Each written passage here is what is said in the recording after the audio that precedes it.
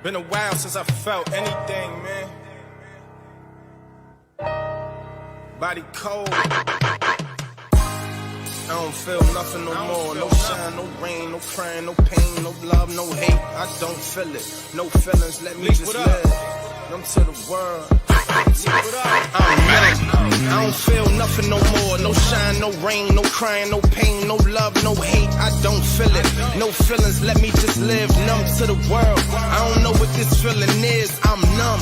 I've been feeling like this since I buried. Ladies and gentlemen, this your journey in Jarrell's journal. Say it now, yeah, that's right. Nothing less but the best. This your journey in Jarrell's journal. Say it now, stand up. All over the globe. This your journey in Jarrell's journal. 2-6. In city, stand up. 2-6. This your journey in Jarrell's journal. Let's go. Bring it with me, the source of your information. Created to cover all sorts of sports and many players. In the making, there is none other like it. From the majors to the minors, it's tailored to be enlightening. To politic with the globe and unfold an athletic platform for the world to behold. Just stay tuned as I cover your thoughts and views. Innovating a structure to stand taller for the player of the day, making way for tomorrow. Consistent content distributed with quality as passions of the youth get used, creating prodigies. The cornerstone for the call-ins and interviews, opinions, countdowns, trivia's the latest news. Bearing gifts, so this from me to you, guaranteed to be what you don't want to miss. So have a seat, cause I'm back.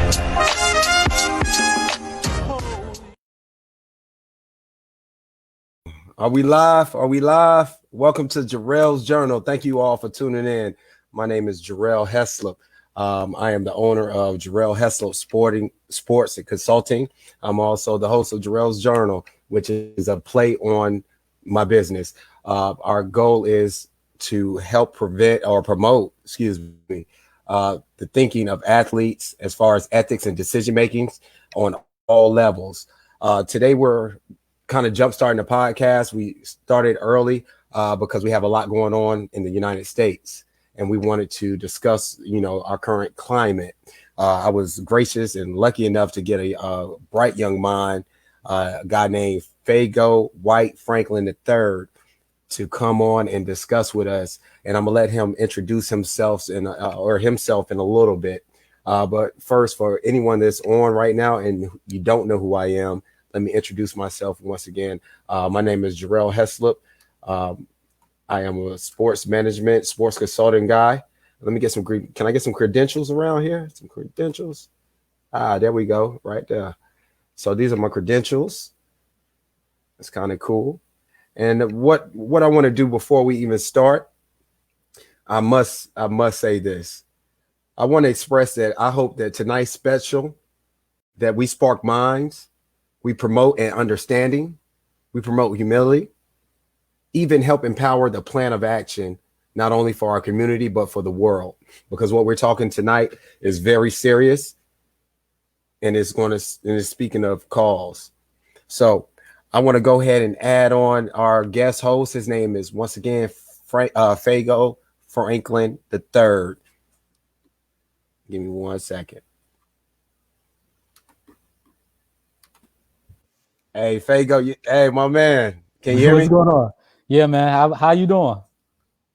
Okay, there we go. Man, I'm doing pretty good, man. Excited, nervous, tired, all those emotions, man. Man, I ain't gonna lie. I'm a little ecstatic right now. I'm a little tired as well. And I'm ready to jump in these topics because we got a lot of topics to talk about, especially with Drew Brees. That's adding more flame to the fire, as we discussed yesterday. So I'm happy to get up on here and talk about these issues, man. Yes, sir. I knew you already knew about it. So we definitely going to touch Mr. Brees, man. Mr. Brees. We're definitely going to touch it. But before we even get started, Fago, I wanted to see if you could tell the audience, the guys, young ladies that are on here right now, if they don't know who you are, if you can just tell them, give them a little of your credentials, what you've been doing, and what you've been working on in the past. All right. My name is Fago Franklin III. I'm basically Superman. I'm in the sports world. I'm actually a sports reporter. I work with Pro Players Insiders, as well as I'm a sports publicist. So I have two different clients that, I help brand them out, get more exposure on their brand. Jennifer Cobb, as well as Chantel Teller, and a couple more individuals that I'm bringing on in a couple more weeks. And I have covered numerous events, from the White House Correspondents' Dinner to Seahawks to, Super Bowl. You name it, I have covered. So I've been very blessed to be in this field for almost 8 years. And I'm looking forward to, expressing my concerns within the industry as far as racism, as well as the injustice that we've seen as far as sports athletes, as well as the world. So this is a heavy topic that we're about to talk about. And that's something that I can use my platform to encourage others that are either in the sports aspect or either in the media field to come out here, share their experiences with racism and injustice in the world, to make it a better place, because we need these type of conversations to unify and to have clarity for other races that don't understand exactly what is going on here. That is absolutely right.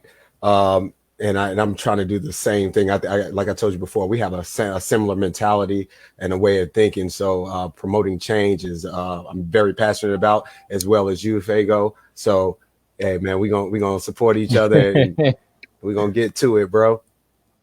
Yes, sir. Now, Yes, real sir. quick, man, how you been holding up in this pandemic? So how you been holding up though? What you been doing during this time? Oh man, I've been getting myself on platforms, spreading the word about positivity. Getting my clients into media distribution stuff, as well as just keep grinding. I started my YouTube channel, Awesome. Fago Franklin III, and then I started my own publication, which is New Stitch Media. So it brings out different news. So if anybody's want to check out my website, is newstitchmedia.com. And I just been grinding out here. Like I tell people all the time, just because you're going through a pandemic, this is the time where you can kind of adjust and figure things out for yourself. And right now, this is the way you have to adjust, and especially in the media world, to get news out there, you have to do different things that you're not comfortable with. Yeah. And so I want to brand my own self and brand my own image. So that's what I'm doing right now. I know that's right, man. That is awesome, man. And everybody go on and check him out. Hey, what's the YouTube one more time so everybody can check you out, bro? Fago Franklin III. That's my YouTube channel right there. You can reach me at my Instagram, which is superjournalist87. You can look me up on LinkedIn, Fago Franklin III, Facebook, Fago Franklin III, and you can even Google me, Fago Franklin III. Already. And real quick, before we jump on into the meat and potatoes, anybody that's on here, Fago fans, Rail fans, please feel free to comment. What we're going to do is I'm going to highlight some comments while we're going. And if you don't mind, if you want to go in, because a lot of times when we're on live, a lot of people say good stuff and no one sees it or address it. So I'm going to try to multitask as we're talking, and we can catch something good. We're going to address it and we can go in. And like I told you, we're going to be raw. We're going to be uncut because this is the platform for it. Exactly. I'm ready for it. And I'm waiting for all these comments to drop in because, again, this is a serious topic.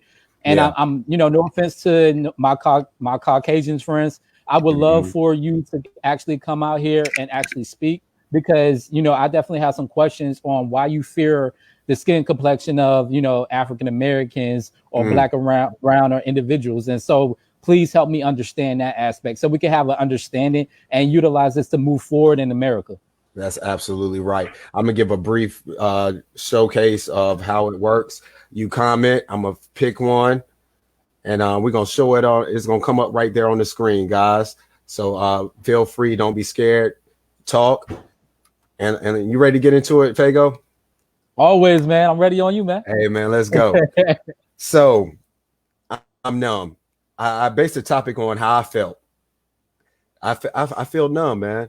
So this is what's going on now during the restructuring, and trying to stabilize after this virus and return back to normal socially and economically. The country stopped. We just totally stopped. On February 23rd, 2020, we had Ahmaud Arbery was confronted and gunned down while jogging by Gregory and Travis McMichael in Georgia. Now, not even given time to mourn and gain a complete understanding of this hate crime, George Floyd was killed by 3 officers that placed their knees on his neck and back and suffocated him. And we heard this statement again, "I can't breathe." What was your initial reaction, Fago, after hearing this news? Another black man killed by law enforcement. It's just the norm. Like, I'm numb to it. But then I was actually napping, and I usually listen to CNN when I'm napping. Mm-hmm. And I heard him cry out for his mom. Mm. And that was the first time I literally broke down and just started crying, because you hear this mom screaming, you know, "I can't breathe, I can't breathe, I can't breathe." Mm. And for humanity to show the type of evil aspect that this law enforcement did to this young brother, it doesn't make sense. Mm. And I'm trying to figure out, time in and time out, how can we address these issues? Because we are seeing this over and over and over and over again, and there's so much protesting that we can definitely do to try to make a change. It's now like everybody want to sit here and talk about the Martin Luther King aspect, but Martin Luther King, at the end of the day, he was hosed down, he was called nigger, he was called all these horrendous stuff, and change got done once there was violence, when there was a clash between law enforcement and African American people together. And this is the time where we should unify as a country, because we can't do it by ourselves. We need other cultures to come out here and help us out. And for us to be unified together, and I see all these protests, it's like I see it, I hear it, it's supposed to spark a change, but you still see more law and the same exact thing. When is there going to be a change? When is y'all going to accept that we are equal to white people? We built America up. Like, white people didn't build this up. We did. Yeah. We were slaves. They weren't out in the fields. It was us. And, we suffered for over 400 years. And I'm pissed off. I'm tired of it. I've been in the media field. You don't really see African-American reporters like that anymore. All you see is white people. And it's like, I love white people. Don't get it twisted. Like, I have a white aunt. I have a mixed family in general. Okay. But also at the same token, when are they going to start treating us like human beings and stop degrading us and making us feeling inhumanized? Like, when it's going to stop? And so, to answer your question, I'm pissed off. I've been crying. I've been, on social media actively, just trying to get my voice out there, trying to tell people, to speak up and utilize their voice, because your voice needs to be heard. Because a lot of people that are Caucasians, they don't understand what a black person has to go through each and every day. We have to pick the right name, because the right name will get us job opportunities. Whereas the wrong name, like Shaniqua or something like that, they have like a connotation to that. And we have to be, we are always stereotyped. Like me and you, we probably have so many different, experiences in life where law enforcement, judged us on our appearance instead of actually talking with us. I have been told by many white people that they are surprised that I'm very educated, that I never lived in the ghetto. That shouldn't come out of a white person's mouth, period, point blank. We are humans. We treat y'all with respect. I treat anybody I talk with respect. So I want my brothers and sisters to be respected as well. So we need to have these conversations. And a lot of people don't want to have these conversations. You can't sweep this issue under the rug, period, point blank. That's absolutely right. I guess my initial reaction was, and I've heard a lot of athletes, celebrities give their reaction, but mine was, I don't know if you, back when you were young, Fago, if your parents were like mine, let's say you got in trouble and they got you real good, and they done got they knocked the wind out of you. And right when you're trying to, regain your breath and controlling, you get hit with another major blow, and this time even harder. And that's how it felt like after hearing from the Aubrey straight to Floyd. And I've been advocating, okay, this is enough. But like you said, this is a constant and repetitive motion that happens in America and nothing is happening. No one's stepping up, no one's saying anything, and it feels like we got to a boiling point at this particular time where everything stopped. Now, even people that are not of our community are getting to a point where they're fed up, and they say, "Hey, we have to, things have to change." So, man, let's flow into the next question there, because I don't want to go overstep where I'm about to go with it. Real quick. Soon after we heard this news, we got a lot of protesters outside and inside of our community to come out. They start looting, setting fires in cities across America.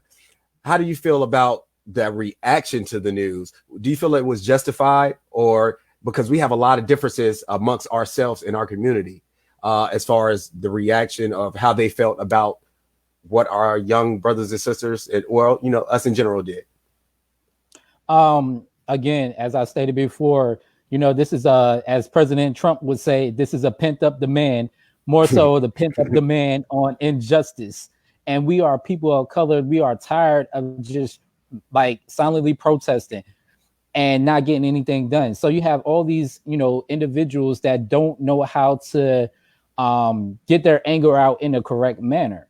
Like where me and you were very mature about our age. We're not going to loot anything. We just want our voices to be heard. Whereas you have the younger folks, they was like, man, screw that. We're going to cause havoc. We got to, cause destruction, because when you cause destruction, now I got your attention, because now I'm silently protesting, and that wasn't good enough. Now we're marching with the Black Lives Matter movement, but yet we are compared to the KKK. We didn't do anything wrong. We were just voicing our opinions. You don't want to hear us. Now we're causing destruction in the United States. Now you can hear us. Yes, sir. And so with those individuals, again, I don't condemn it, but I understand it, because when you have different individuals that have different voices and different actions on how to, get their actions out in more so either a mature manner or either an immature manner, you get different perspectives about how to go about this. Absolutely. I have always used the Martin Luther King method, peacefully protest and different things of that nature, but also at the same time with the Malcolm X aspect, when somebody punch you, you got to punch back. And right now, this is like, if we didn't have all these riots and protests, now we wouldn't have the change that we have. It took almost a week to arrest 4 cops. A week. Yeah. They actually protected this dude within 3 days. The first cop, before they charged him, it took them 3 days to charge this guy, and had 73 law enforcement officials protecting this murderer. Did anybody see the video? Because I know I did. I mean, if that was an African American, do you think that he would have 73 law officials, protecting him? But how often do we see these videos? Because this isn't the first instance where we see these videos. They're recorded. We have evidence. We have proof, and nothing still happens. I have to retract my thought, and we spoke about this off air. When I initially saw that they were rioting, burning down cities, I'm about like you, man. We grew up. I thought, getting older, that more peaceful protests would be heard by the masses. But sitting back, analyzing what happened, because that's what's wrong with our community. In my opinion, we don't like to listen. We have a lot of defensive listeners, and we have to sit back and analyze and listen to others' opinions in order to form our, an educated one. But looking back at what happened, these young kids out there, they express their emotion. And what happened when they express their emotion is they made their voices be heard. I don't necessarily agree with it all the way, but I do appreciate and want to say this is history. This was worse than Rodney King, man. And now politicians are stepping up. They're, speaking out. A change must happen now. Celebrities that never speak out are speaking out. A change must happen now.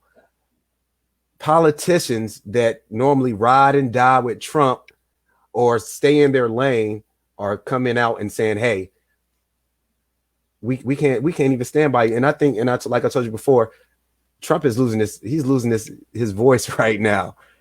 I don't think he realized it, but he can't go with the same game plan that he's been doing with the campaign and all that stuff. You know, hey, let's stick my boys on him. Let's get violence with it. You know what I'm saying? That's not working right now. Everyone is fed up. Yes, everybody is fed up, and what President Trump is doing, all he's doing is making a division between races.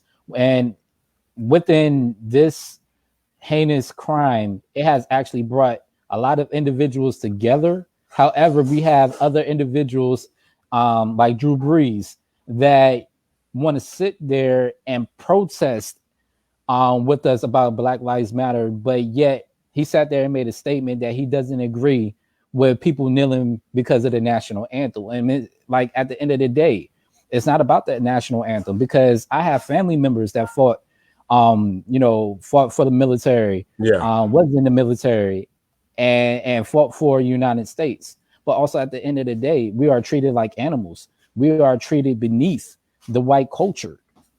And that's a shame, because at the end of the day, go ahead. No, I'm sorry. Go ahead. No, finish your thought. I'm sorry, sir.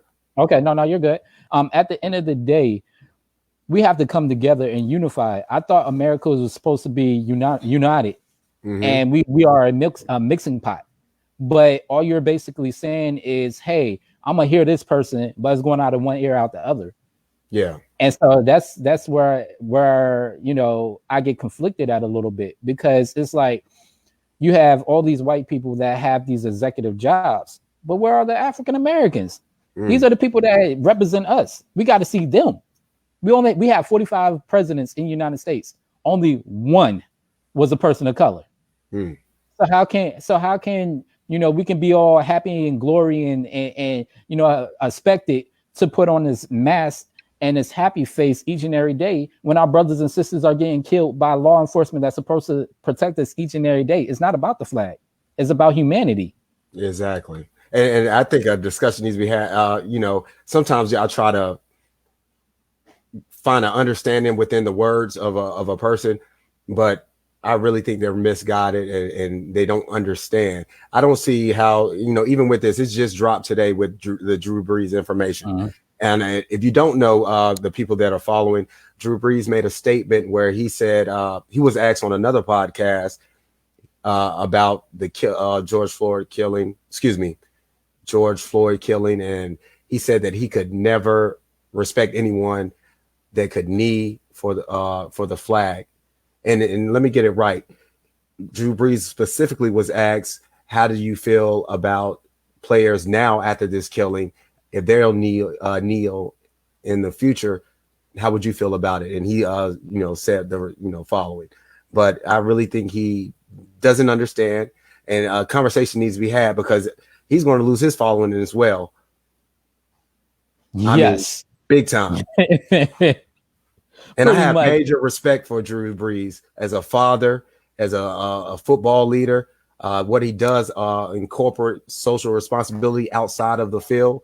I have a lot of respect for him, but sometimes you can say something and it just goes out like that, man. And I definitely agree with you. Like, I was just so shocked, because that's one of the individuals that I look up to as a leader in the NFL. I will always love to interview him, because he just a bright and intelligent substance of a man. And he have always represented New Orleans in a passionate way. I mean, New Orleans in itself is just a mix of Black culture and different diversity out there. He has always sat there and was for the Black community. However, it's like, you're out there dancing to all these hip songs. You're trying to be hip. But when we ask you to, be hip to the trend of injustice, you come out here and say, well, you feel disrespected that people are kneeling down for the flag. And my whole thing is, the flag represents blue, red, and white. But when African Americans are forced to call blue, white, and red, they get, a hefty response. Like, you see so many different stories about that individual that is a person of color call law enforcement because they needed help. Next thing you know, law enforcement is prejudging them on the situation. And it's like, who do you call when there's nobody to help you out?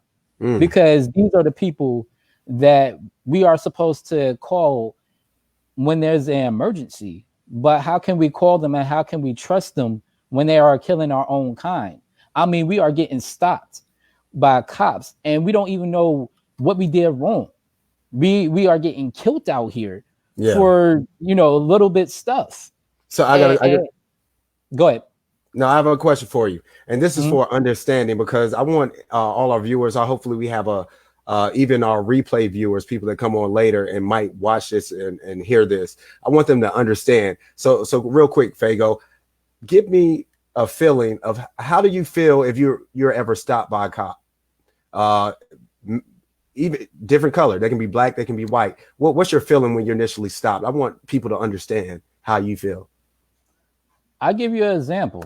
So when I first moved out to Seattle, I had just gotten in a car accident and I was just driving around. There was this cop that had followed me for maybe like 2 miles, then pulled me over. The first thing he started screaming was, "Put your hands on the steering wheel, put your hands on the steering wheel." I'm like shocked. And I'm like my hands are sweating. My heart just dropped. I don't know what to do. I don't know what to feel. All I hear is this man screaming at me. He's making me nervous. I didn't really do anything wrong. When he approached my car, you know, I gave him my license, my registration, and I told him the situation of the car incident. And then I was telling him, hey, I'm from Virginia. My tags are Virginia plates because I just literally had moved to Seattle and I still have Virginia plates. So after everything was settled, he sat there and was like, I was just trying to make sure that we both got home safely. My whole thing is, no, you trying to make sure that you got home safely. You scared the living daylights out of me because I don't know what you're going to do. Exactly. And my hands are shaking. My hands are shaking. So to explain it to other people that don't know how it feels to get stopped by law enforcement, you're as a African American person, just in general, you are taught at a very young age that you respect law enforcement, even when they are disrespecting you, when they're saying racist comments to you, when they're saying sexist comments to you, when they are basically searching your car without actually having a reason or a warrant. And you are supposed to keep mindful and respect them when they are degrading you as an individual. And you get numb to it. You know, you probably heard this: turn down the radio, say yes, ma'am, no, ma'am, say yes, sir, no, sir, different things of that nature. Make sure there's no sudden movements. Always speak loudly so they can hear. If you're reaching in your back pocket for your wallet, start saying, I'm reaching in the back pocket, so they won't quickly draw on you. That's sad. That's because you see the other opposite color, you know, law enforcement is not really scared of them. I know I saw a couple of videos where a lady walked up to the law enforcement and threw her ticket at him.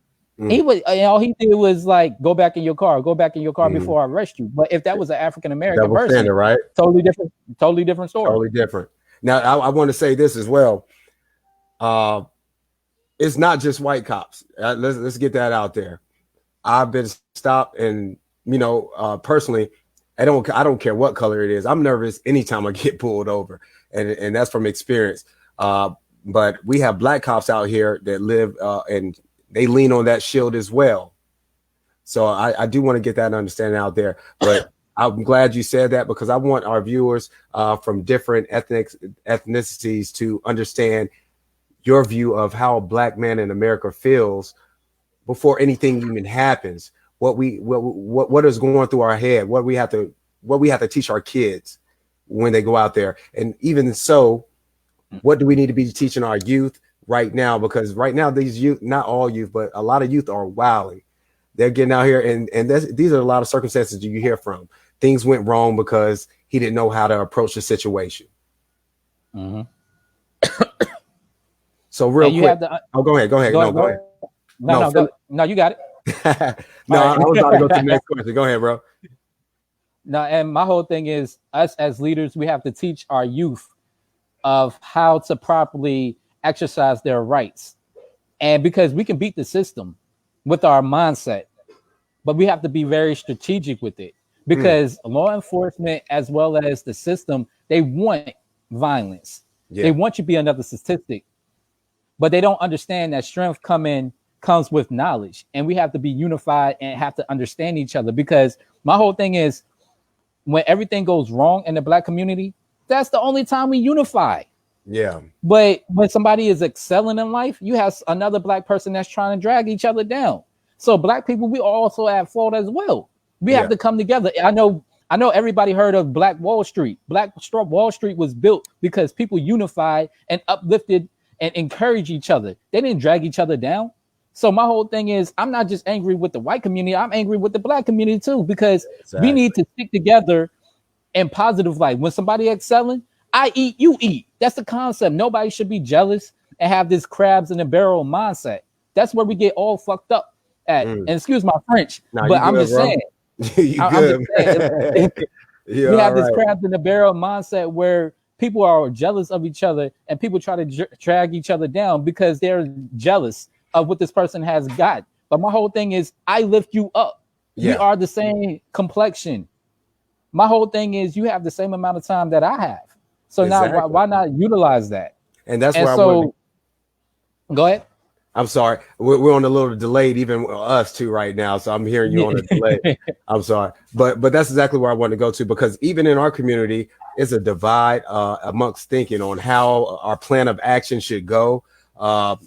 Recently with the Black Tuesday on the 6th, people, had different feelings about that. And I'm like, okay, I understand your viewpoint, but at this point, every protest is effective and is making a statement. But my question to you is, how can we come together, or what should we be doing as a community to build that solidarity? Can't even talk. Get together. Basically, and I understand what you were saying. It's all good. No, but we have to come together, and it starts with the positive mindset. Positive attracts positivity. So we have to come together and help each other out. And if somebody is not knowledgeable about what's going on, help them out. Don't judge them. Help them out. And we have to, instead of worrying about other cultures, we have to help each other out. That's how we built Black Wall Street up. We have to support each other. If somebody has a Black-owned business, support that person. Don't sit there and ask out for handouts or, discounts. Because I hear so many people, I could get it from such and such. But no, it seems like you're capable of buying Jordans, but when somebody is in need and when somebody wants you to help them out, there are Black-owned businesses that you personally know, you want a discount because you actually know this person. It doesn't work like that. Because you don't know Michael Jordan, but you're paying over $200 for his shoes. So my whole thing is, together we have to build leadership. We have to build unity within each other. We have to, find strength within knowledge and actually listen to each other. We might come from different backgrounds, but be open-minded about different discussions. I don't know anything about the hood at all. But I talk with other individuals that have lived the hood aspect, that have been in jail, because I've never been in jail, that have lived those type of rough environments. Because with my parents, we live middle class. I always had something to eat at the table. I didn't have to worry about looking over my back shoulder, worrying about when is my next meal or anything of that nature. So when other people, when they're trying to explain it to me, I have an open mind. And the first thing I tell people all the time, I'm not here to judge you. That's not my title. I'm here to have that conversation. So I can actually understand where you're coming from and you can understand where I'm coming from. And with both that, we both have different opinions about the situation at hand, but we understood each other. It's about conversations. And a lot of people don't understand about having an open-minded conversation. And I think that's where I headed with that whole, with this whole question, conversation. In my personal opinion, I believe we, like I've said a couple of times already in this broadcast, we have so many different types of person in our community, types of beliefs, opinions, all that stuff. One thing we don't do is listen. So the conversation is all messed up. And we have to get to a point where, we got to get to a point where we have to come together, man. I'm sorry, I'm doing two things at once, but oh no, you're good. yeah, I'm sorry, but that I think that's the biggest thing. In other communities, you find everyone can get on one page, like the mafia, bruh. They send their kids to school to be lawyers, doctors, you know what I'm saying? Everything. You know what I'm saying? Everyone's together, but we can't get together on so many levels. But I do have a question for you. Fago, what do you want to hear from our leaders in our community? What is the message that you want to hear now for where we at right now? We heard it so many times. Positivity as well as unifying together. Like again, something has to be changed within the system. I mean, my whole thing is United States was built on diversity, but yet we only have one African American person or a person of color. We need different diversity. We need different cultures to talk about issues that needs to be talked about. You can't. My whole thing is at the top, it's a white leader. There's not a white female. That needs to change as well too. We can sit here and talk about males all day, but it's also about women. Women don't have the equality that we have. They don't. I'm a black man. I'm a black man, but there's just a young woman that had just passed away. Her name was Brianna. What's her last name?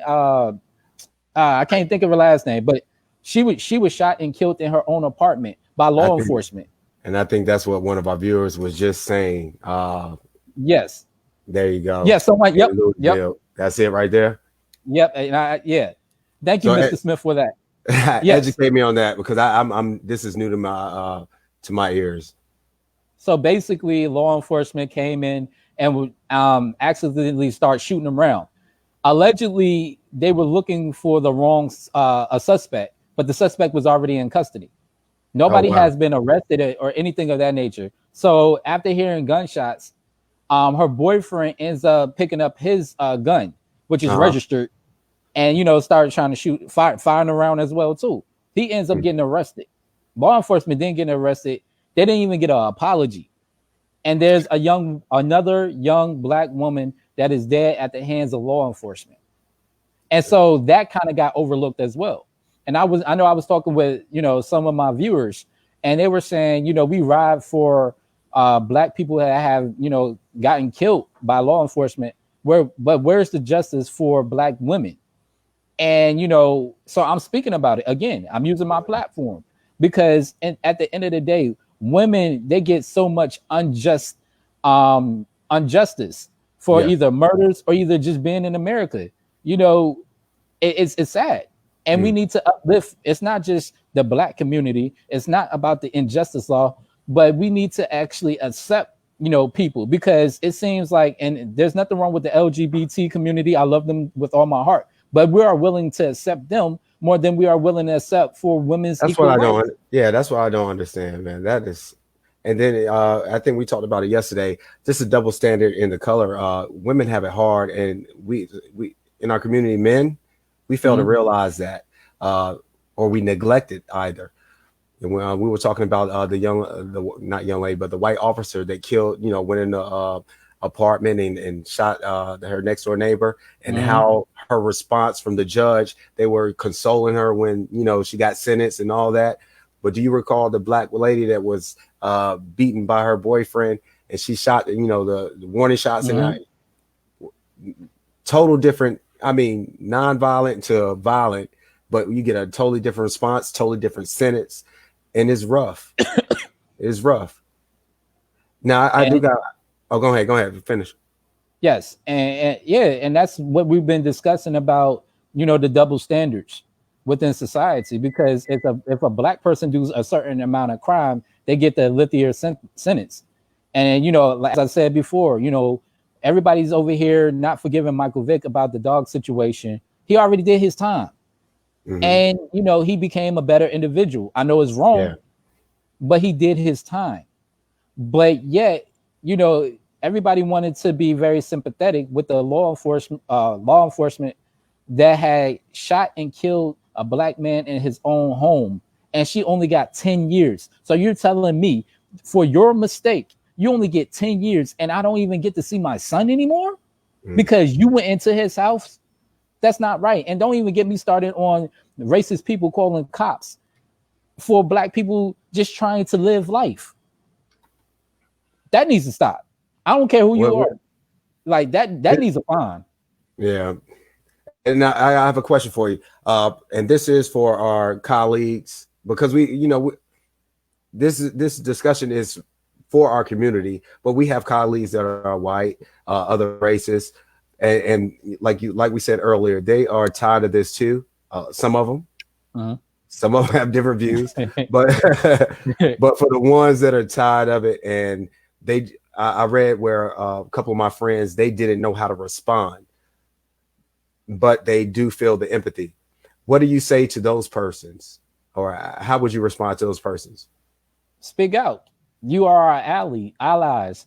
We need white people to kind of help us out, because y'all are the forefront. Because at the end of the day, this country is ran by a white person. And when it comes to skin complexion, they don't fear y'all when it comes to conversation. Yeah. So this is your chance to actually use your platform in a positive way. And I understand, some people, they don't want to get into it. They don't understand it. I know I had talked with one lady, she's a publicist, and I won't mention her name, but it kind of shocked me, because we actually, coincide with some assignments and different things of that nature. Gotcha. And she was saying she was trying to understand why Black people were rioting, why people are upset. And I'm like, this is common knowledge. And I was like, all right, this is what's going to happen. This is why I tell anybody, take skin complexion out. Imagine if that's your son or daughter and they get killed by law enforcement, and nobody is doing anything. You're trying to figure out why this person killed your daughter, your son. This person came directly from your body. Yeah. This is an image from you. This is a part of you. This is your heart. This is someone you love. And you can't see them, you can't hug them, you can't kiss them, you can't tell them I love you anymore, because their flesh is dead. So my whole thing to them is, imagine, try to put yourself as a parent. Don't take skin complexion out if you don't understand, skin complexion, because I know that at times it can get a little bit confrontational. But if you're a parent and if you love somebody, imagine it, putting yourself in their shoes and understand that you want some type of justice. At the end of the day, we want just fair justice, and it's not fair justice. So my white friends that have been protesting and saying good things, I love it. I love it. Yeah, that's how we unify, and that's how we, as again with the slogan, make America great again. America was never great. America is a progressive country. We have a lot of problems. Yes, and this problem right here, it's going to continue if we don't have open discussions. So this is my friends, actually have an open-minded discussion. And as my Black friends that are really pretty pissed off, just listen to him. At the end of the day, just listen. We all want to be heard, but also at the same time, we all have to listen. We have to hear their perspectives. To this day, I want to know why, white women, when I walk past them, they clutching their purses. They don't know me from Adam to Eve. I'm 141 pounds, 5'6", and I wear extra medium shirts. And they still clutch their purse, huh? Yes. What part of me makes me threatening? So I mean, I get the same thing, man. I'm a small guy too, man. I'm 5'11", but I'm skinny, man. Yeah, small guy, and like you said, tats. I like to be comfortable, wear my hoodie, but I get the same response when I walk by a white, not it doesn't have to be a white woman, it could be a white man too. And what I don't like about it is they have to be, or white people, or certain white people have to feel comfortable. Yes. And what they made us do is, and this is a phrase that I know a lot of people have heard before, we have to learn how to play the game. Yep. Right? Yes. That's what we taught. So Black men or Black people in general, and you want to be successful in this world, you have to learn how to play the game. You have to make white people feel comfortable. And what I don't like about it is we playing a game that in contradiction is they're taking our culture. They're, a lot of stuff that the foundation has come from our culture. They've capitalized on it, and we still have to learn how to play the game. Just like I asked you the other day, Trump is in the White House and causing divide, but why is Obama still having to do a lot of work like he's still a president? Why? Oh man. And it goes back to, and you know, if I offend anybody, I'm sorry, but this is just my perspective. It seems like when a white person screws up, a black person has to come in and clean it up. Prime example. President Bush. President Bush screwed up the country. We was in recession. Guess who picked it up? And I felt like that, you know, white people exactly got, you know, President Obama elected, as well as black people. But they wanted they wanted to see how he would do. They wanted him to be actually like President Trump. So they could sit there and say, oh, well, we put a black person in, and this is how he treated America. He didn't get anything done. If I'm not mistaken, we got out the recession. Business was booming. And then it really was. And everybody, and it was just so inspiring to have the White House look like a HBCU. I never thought, I am 33 years old. I never thought I would see a president that is black, someone that I can relate to, somebody that looked like me, and he had swag with it too. So I've never been to the White House, especially during Obama. Give me a description, like how do you feel? All right, so when I covered the White House Correspondents' Dinner, man, everybody and their mama was there.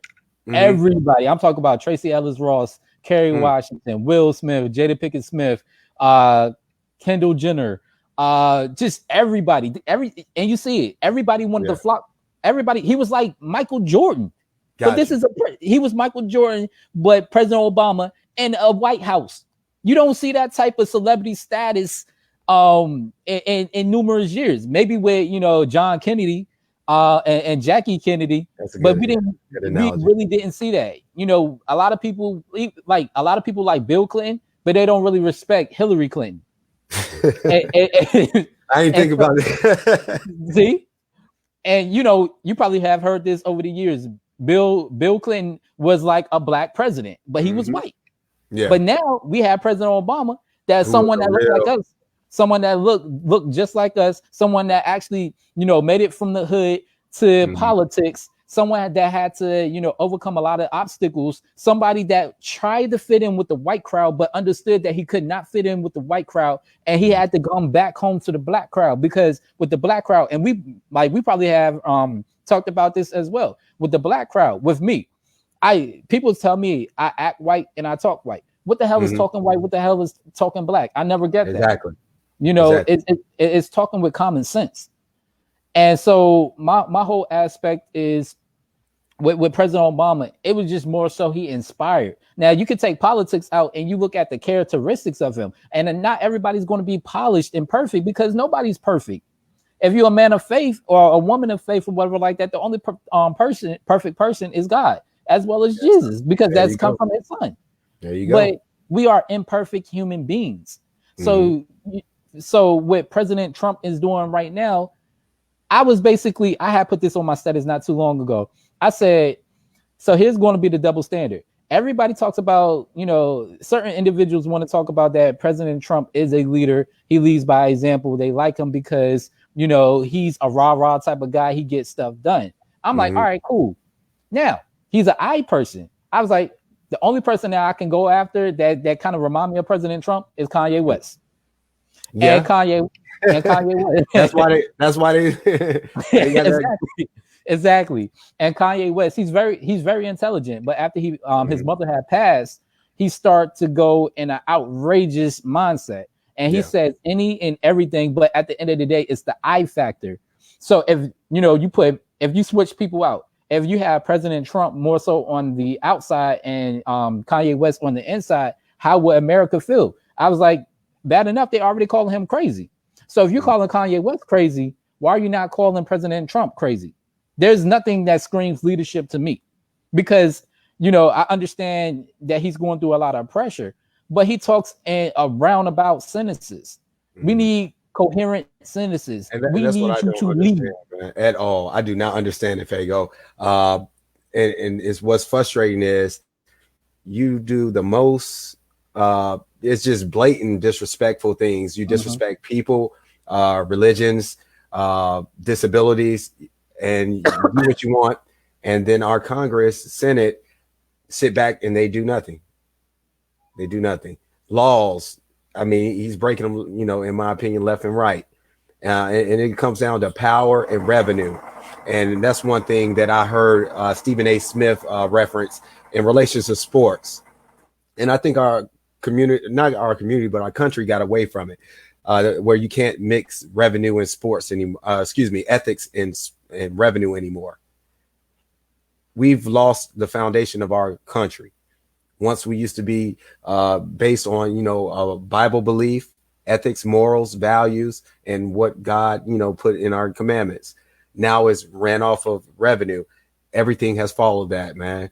And that's one thing I think we got to get back to, because it's going to build an understanding of not just us as a whole, but our way of thinking as well. Even with me personally, the more I, grew with God, the better understanding, not just knowledge wise, but world wise, I got a better understanding. And I think that just has to be the basis of a lot of things, man. And I definitely agree with you on everything you had just stated before. Again, it's all about unifying. It's about having a conversation. And it's also about actually understanding what people are saying. Don't sit there and have these discussions and just run your mouth. Just open up your ears a little bit and just understand. And that's where the problems, recur every so often, because people are not actually understanding, or comprehending what exactly another individual's perspective is. It's like they have the President Trump aspect. It's like, well, this is my perspective and you take it. No, we all born with different perspectives, different images, different ways that we think. Some, are thinking the Martin Luther King aspect. Some thinking is the Malcolm X aspect, but at the end of the day, both have changed different things with different perspectives. But also at the same time, we as a unit now, we need some type of change, and we need some type of diversity to have that sort of change, because a white person can't do it by itself. Because at the end of the day, America was built as a mixing pot, but Yes, at the end of the day, there's still a white man that holds all the keys to open all these doors to make these laws. So we have to change that. Yeah, absolutely. Hey, quick question, and I know we're running in limited time. We're gonna try to keep it an hour, because this is essentially a sports show. I do want to touch on 3 celebrities or sports figures, that had a different opinion in reaction to how to address with this recent killing with George Floyd about their organization. And I'm gonna put it up there. So the first one, I just want your response on how you feel about it, Fago. So the first one, let me see if I can bring it up. The first one is Jim Dolan, Madison Square Garden owner of the Knicks and the Rangers. So I'm gonna pull it up real quick. So basically what he said was his organization was incapable to discuss this situation. If you didn't see what he stated, I have a statement, an actual statement from the Madison Square Garden and Jim Dolan via Sports Center. How do you feel about how he came off? I mean, that's a sticky situation, because it seems like he wants to please other people that are not really equipped to talk about this subject. Because again, this subject it brings so many heat to other people, and he's trying to be neutral about it. At the end of the day, it's because you can't really sit there and say he's racist, because he has hired a lot of African American employees. So you can't really say he's racist. I just say he's being neutral. But also at the same token, he's trying to protect his brand. So I get it from a marketing aspect. And I can't really say too much about it. Like I feel like he should have spoke on it, but as I told you before, when people was talking about Michael Jordan and he should have been protesting, everybody has a different purpose. You don't know what he does. You don't know what he's doing behind the scenes. But just because we're not able to see anything doesn't mean that he's not affecting change within the organization. Yeah. I had a different approach to that, man. I ain't gonna lie to you.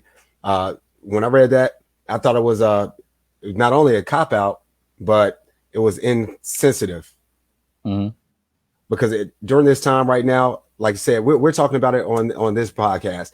Everyone is speaking up because we're at a boiling point, and everybody understands it. If you have any kind of level of not, just smarts, common sense, you will know you need to address this in some form and fashion, and you better come correct.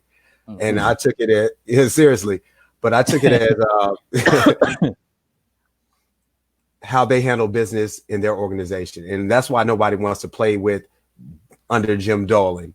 And let's even go back a couple months ago, how they handled Oakley and Spike Lee. Think about it, man. These are legends in the community. How did you treat them, man? Oh man, Chris Oakley, I kind of get it because that man is a little. He can wild out. He can wild out. Yeah. but Spike Lee, I mean, hell, he should have a part of a stake of the New York Knicks. I mean, he's the number one fan. I mean, and to go through what he has been through, that shows you that again, we still have a system that needs to be changed because Spike Lee, period, point blank. And if there was a problem, y'all should have addressed that problem years and years ago. But y'all didn't. A guy that's invested so much into, New York, into the Knicks. He should be a part of the face of the Knicks. Whoever y'all have as a franchise player, it needs to be slashed with Spike. You know what I'm saying? Exactly. And so, like, what Spike Lee has stated, I understood where he's coming from because it shouldn't have happened. And so, again, you know who Spike Lee is. He's not a nobody. So at the end of the day, that system does need to change. So the next one, real quick, Fago. Vic Fangio, the head coach of Denver Broncos, and what he you heard about it? Man, take that down. For anybody who didn't know about it, and I really wanted to go in on this one because I was like, come on, man. But the head coach of the Denver Broncos, he definitely said that George Floyd's death was a societal issue and that it needs to be corrected, but he didn't. Or he failed to see that there's any kind of discrimination in the NFL. Let me get your views, brother. There's no views. All I have to say is there are 3 black head coaches. And did you not see the new rule? Now, if you hire a black coach, now you can go up in the NFL draft. That sounds like some slave type stuff. Tell them the name of the rule, bro. Like the Romy rule. What is it? Ronnie rule? Ronnie, is it Ronnie? Ronnie. Yeah, something like that. Everybody understands where I'm coming from. So yeah. But yeah, like I said, at the end of the day, it seems like it's more so of a slave trade format, because in order for you to hire this person, now you're getting something out of it instead of just hiring that person because of the experience. And there are a lot of black athletes. So why don't you hire a lot of, black coaches? Because some of these black coaches can definitely relate to some of these black players. In response, if you get a position due to this rule, do you feel a certain way in that position? Oh, man. Because I definitely would. I mean, now you got your colleagues talking, because they're going to talk behind your back. Man, he just, you know what I'm saying? I feel like, I like the rule. I like the intention, the way about it, not so much. No. What I mean? I think you should honestly get that job because you have the experience, and it affects not just the person but the teams as well. Because now I hired this black coach, now I can go after a couple more spots and get the players that I want instead of just hiring this guy because of experience. Because look at the Browns organization, they don't have no type of leadership whatsoever. Freddie Kitchens was not it. That was an undisciplined coach as well as team, and it comes down from ownership all the way down. And so my whole thing is you have to, set the tone. And with some of these coaches, you just need to set the tone. And so again, everything is about representation. There's only 3 black coaches, 3, and 1 Latino. Not even that. How many owners do we have, bro, in the NFL? Man. Yeah. I don't even know. That's a good question. None. I was about to say 0. None. I think that the avenue should, definitely ladder up approach, work your way up. Someone deserves to be on, in that position because of their qualifications, because of their credentials, because of their, what they can do for the organization, not because, hey, let's fill a quota.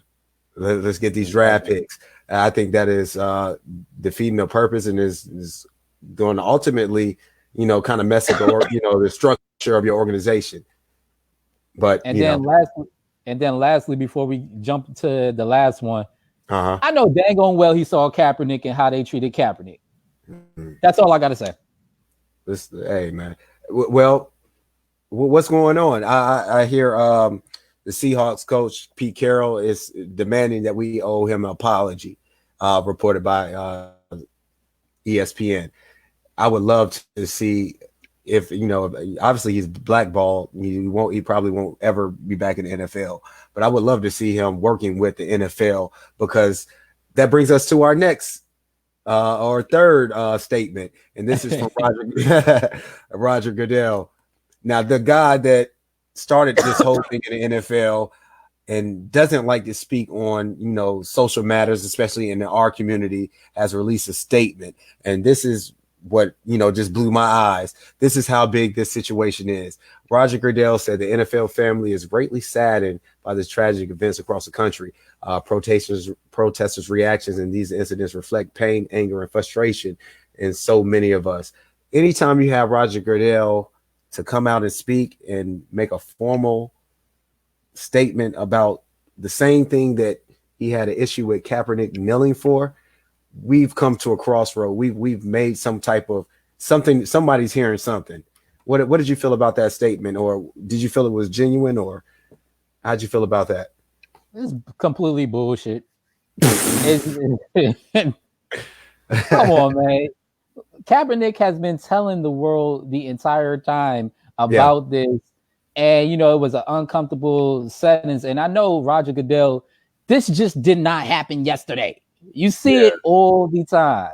So to release a statement, that's nice and dandy, but it's bullshit. Give the man a legitimate ultimate shot in training camp to earn his position. Because like what they was trying to do, I mean, scheduling, a trial on a fucking Saturday. Are you fucking kidding me? No.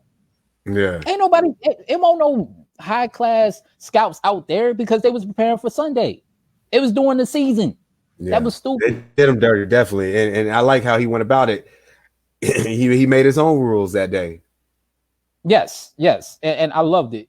But at the end of the day, Roger Goodell, in order for us to, praise him and to actually love the statement with that press release, because again, it's marketing 101. We got to send out a press release. Everybody's doing it, so we got to do it. So we're untouchable, because at the end of the day, the NFL is basically owned by black athletes. You don't really see white people like that for real. Like we are the stars. Ain't nobody coming to see. Yeah. Ain't nobody come and see like Drew Brees without Michael Thomas. I mean, we got Tom Brady, but he got to throw to another black quarterback. Mike Evans. Yeah, Mike Evans. Mike Evans now. Yep.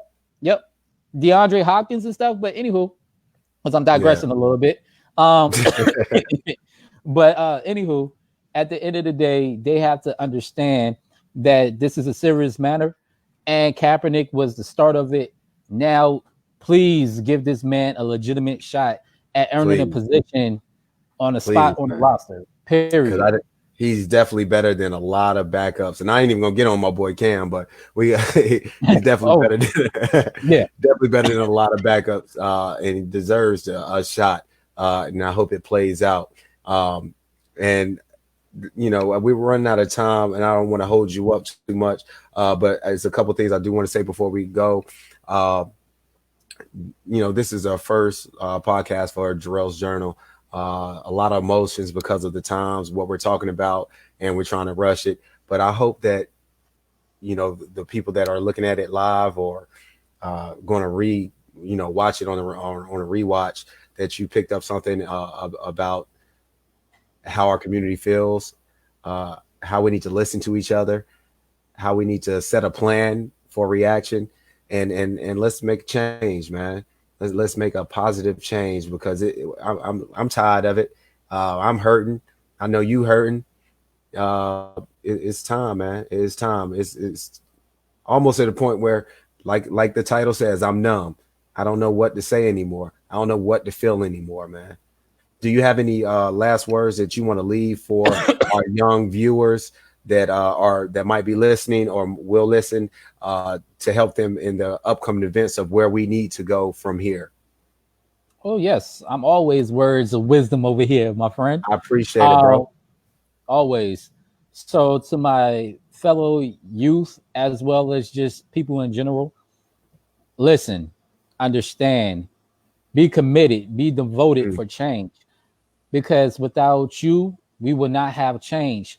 With our white allies, please help us out. We are needing your help right now, because we can't do it by ourselves. We are a mixing pot in America, and I have been repeating it over and over in this podcast. But we are a mixing pot, so why not mix together different situations so we can have an understanding, so we can move forward in life.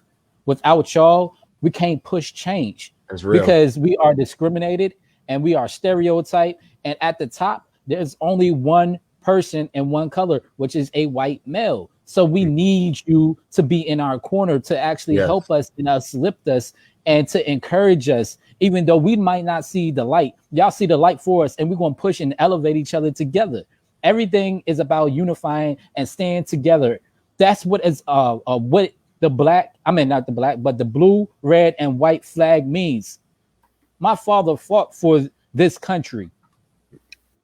And so my whole thing, at the end of the day, unity would be a success factor with getting changes to happen within the system.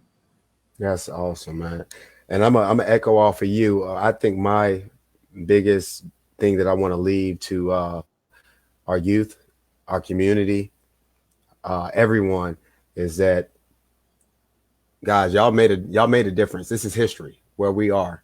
Y'all made a difference. Now is the time to get serious and not let this be a trend. A lot of times we ride the wave. We make a big fuss for a month. All right, such died. It ain't right. Such. A month later, we back to memeing online and things like that. It's time to get serious. Let's chill out with the the club scene, all that stuff, and let's build a blueprint on how we're going to help our community and make a change, a positive change in the world. And it all comes with, like you said before, communication, being serious, and the foundation is going to be God, man. It's got to be Amen God. to that. Amen to that. And I wouldn't feel right if I didn't use this platform to speak the truth. You know what I'm saying? But hey, that's why we're here for, man. Speaking the truth and using our platforms to encourage and influence other people to do the same exact thing. Yes, sir. Hey, Fago, man. Once again, hey, I want to genuinely thank you because you didn't have to take the time to be on this podcast. I want to thank you for that, for all your support, for your assistance. You're truly appreciated, and we're going to stay in contact in the future, brother. Thank you for allowing me to, voice my opinion on this situation. And I ain't going nowhere. As I told you before, if I eat, you eat. It's all about unity. It's all about accepting each other. It's all about pulling each other up and improving each other each and every day, whether it's in our field or, someone to lean on through these hard times. So, like I said, thank you for just having me on. And I definitely appreciate it, my friend. Man, already. We're gonna, like I said, we're gonna stay in contact. We're gonna get better. Anytime you want to come back, please just let me know. This is the first episode. Like I said, jitters, all that stuff. But hey, I think we did a pretty good job, and I hope somebody came out with a different spark, a different mindset, and ready to, you know, make a change, man. Amen to that. All right. Hey, man, thank you again. Hey, man, you've watched Jarrell's Journal. Be on Jarrell Heslop Sports Consultant page or my personal page, Jarrell Heslop, for next episodes, next interviews. We have a lot of people coming up, and we're just getting started. If you want to donate, become a sponsor, my Cash App is on here. And if you have any questions for Fango or any other guests, hit me up and we see if we can set something up. Thank you for joining. Y'all have a always, man. Have a blessed one. All right, now. Blessed one, bro. All right, you too. All right, now. All right, family. Once again, thank you guys for joining. This is our first episode. We were talking about something very serious. I hope you enjoyed. It's only going to get better. I was damn sure was nervous, excited and tired and all that good stuff. But thank y'all for joining. The ones that joined, I really appreciate it. I will see y'all guys hopefully next week with another an interview. I'll be posting on my page very soon. So you guys enjoy it and have a blessed night. And I'll see y'all soon. All right. Ladies and gentlemen, this your journey in Jarrell's Journal. Say it now, yeah, that's right. Nothing less but the best. This your journey in Jarrell's Journal. Say it now, stand up. All over the globe. This your journey in Jarrell's Journal. 2-6. In city, stand up. 2-6. This your journey in Jarrell's Journal. Let's go. Bring it with me, the source of your information. Created to cover all sorts of sports and many players. In the making, there is none other like it. From the majors to the minors, it's tailored to be enlightening. To politic with the globe and unfold an athletic platform for the world to behold. Stay tuned as I cover your thoughts and views. Innovating a structure to stand taller for the player of the day, making way for tomorrow. Consistent content distributed with quality as passions of the youth get used, creating prodigies. The cornerstone for the call-ins and interviews, opinions, countdowns, trivia's the latest news. Bearing gifts, so this from me to you, guaranteed to be what you don't want to miss. So have a seat, cause I'm back.